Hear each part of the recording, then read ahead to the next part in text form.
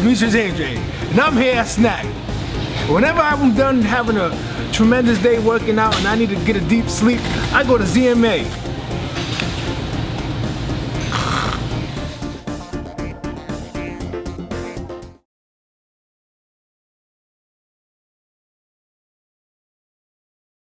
Mikey Garcia versus Errol Spence fight. Break it down for us, Shane. I mean, it's a great fight. Mikey Garcia is one of the best fighters out there, and can be considered pound for pound one of the best. I think that he has great ability, has great knowledge of the boxing world, the boxing game, speed, power, and all the above. My only problem I have is the size of Errol Spence that he's fighting, and him being southpaw. And I think like Errol Spence is not just a welterweight; he's more like a middleweight that comes down to welterweight. He's a big guy. He's a big guy. Yeah. And Mikey Garcia has fought 26, 30, 35, and did very, very well. But to make that leap that big and somebody that's actually a big fighter, I can't see it happening, but you never know. Anything happens in boxing. That's why we love to see the sport. And that's why I'll be sitting there watching to see exactly what happens. What does Mikey Garcia have inside of him to make him believe that he can beat such a bigger guy?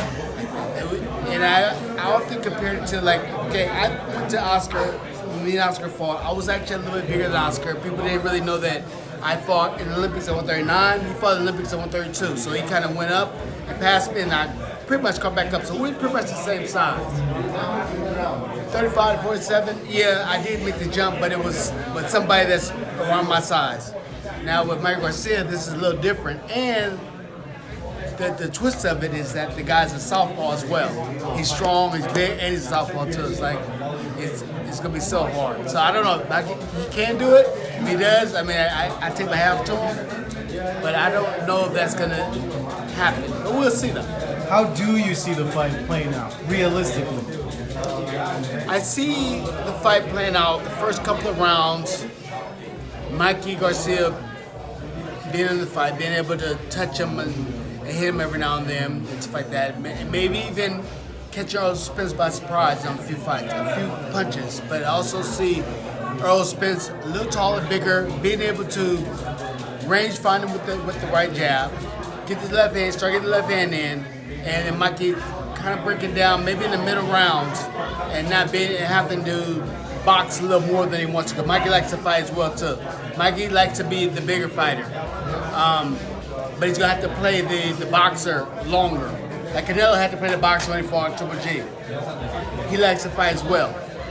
But can Mikey play a strict boxer and just move around and win a fight? Just being a boxer, I don't know.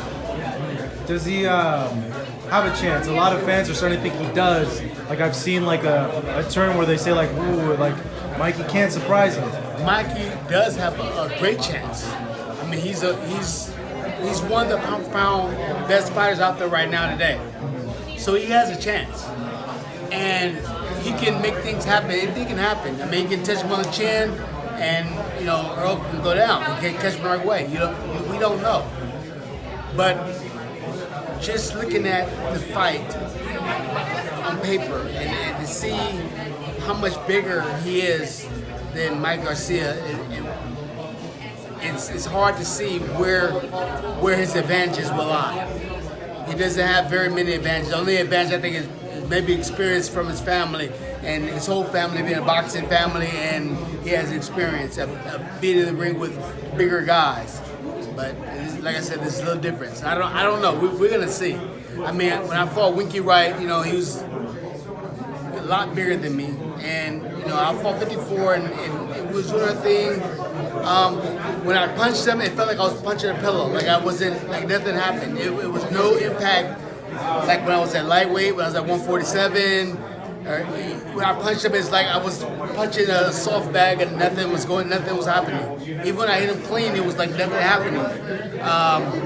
So that's another thing that Mike Garcia might have to get over. He might have to get over. He hit the guy on the chin with a couple of shots, and he just sit there and blink a couple of times, look at you, and then keep coming. Like, and you attribute that to size. that was definitely size of Winky. I mean, Yeah. it's like So you think there's a big parallel? it's a mental thing to me because I'm like, okay, when I hit guys like this, they fall down, get a wobble, or something happens. I hit him, and then he just sits there and looks at me like, come on, let's keep going. That kind of plays a little game with you too, mentally. Yeah, explain, what does that do exactly mentally? So mentally, if I'm hitting a guy, if I'm normally knocking out guys, I'm hitting them right on the chin and they go to sleep or they like wobble or something happens, then I'm like, okay, all right, now I know I can hurt him, I know I can do something. But if I hit him on the chin and a couple of shots and nothing happens, I'm like, wow, I didn't put enough power into it, I didn't twist my body enough. What happened? Why isn't there anything happening? Relax like I'm supposed to. And, I get tired quicker. Because I'm trying too hard. I'm trying to make something happen. It's not happening. I'm trying. So with that, I think that Monkey has a lot to overcome. Not because he's not as good as Errol Spence or even better fighter than Errol Spence. But it's just that I believe he's just too small. I think for that fighter. Now if he fought a welterweight that was lighter, like he fought Andre Broner. Adrian Broner. He fought Adrian Broner. He's more of a 30, 47 pound. Yeah, On that, about the same size. About the same size. It was Or at pretty least good same fight. weight class that's been fighting. Weight class, yeah, same. Maybe there's another welterweight that I'm not thinking of right now. That's could be, crazy. Maybe you think like there's a parallel between your fight with Winky and this fight? That's interesting. I've never heard anyone mention that, but that's a good point. I think it's a parallel between, and Winky was a southpaw. Oh shit, yes. He was a southpaw. He was a southpaw, and he had his hands high, and it was hard. I mean, Winky went on to fight after he fought me. He went on to fight Trinidad, and he had a really good fight with Trinidad. He went on to fight Bernard Hopkins. He went on to fight all these big guys. I couldn't get the ring with. We were kind of the same size, but he was, he's bigger. And with this fight, I think that's going to be the same thing. I think he might be a little too big for Mikey Garcia, but we'll see though. We'll see just what happens. I mean, if he gets past that test, then I wouldn't recommend him going any bigger than that. Yeah. I don't think Does that make Mikey pound for pound the best fighter you feel if he does beat Errol Spence? I think if he does, definitely. But I think that he should even now be considered one of the pound for pound best. I mean, fighting, he's going the limits to fight. He's testing his limits to fight the best and the biggest and whoever out there. I mean, in his mind, he thinks he can fight heavyweight probably. He'd probably fight Deontay Wilder next. But and I kind of felt like that too. You have that God complex where you feel like you can beat anybody. But myself being outside of not fighting, people have to try to be realistic and say, okay, this is a big gap. If he does do it, then I'm very happy for him that he accomplished his goals and his dreams. He did what it took, and he's a real fighter. And I still say he's a real fighter anyway. Win, lose, or draw. This is how fighters are supposed to act and react. So this is what a real fighter is, and he's a real fighter. I guess my question is more, is he undeniably the best pound for pound? Because I feel like since Floyd, people can make their claims for it, but I generally there isn't like a consensus, you are the best fighter in the world. I'm asking, I guess, do you feel like that would put him above everybody else? At this time, it's kind of hard, because I really love Canelo, and I think Canelo's doing great things. So I can't say, okay, well, Mike. So you have Canelo, you have Mikey, you have, Lomachenko, you have Crawford, you have all these guys, and you just can't say one person at this point is pound for pound. It's almost like and I hate to say this, but the only reason why I kind of got the pound for pound thing when I beat Oscar is because Roy Jones got knocked out. Kind of.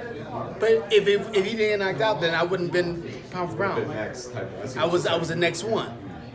It's kind of like when Andre Ward was beating everybody, but Floyd was pound for pound. So it was only room for one person. And it's kind of, so I don't know. And Andre Ward, he didn't lose either, and he's really good. He pound for pound. So if you were coaching Mikey and telling him how to approach this fight, how would you tell him to fight Errol?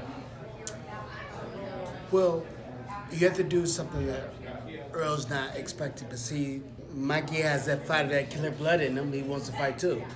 He has to be a boxer, so probably fight more like a Floyd Mayweather than Mikey Garcia. He got to be not himself. Because he's used to being the guy that can just set you up with the one shot and knock you out. Because always had that power. He's always, because now you have to go against that type of thinking, and that's very hard to do. Especially if you've been a killer all your life.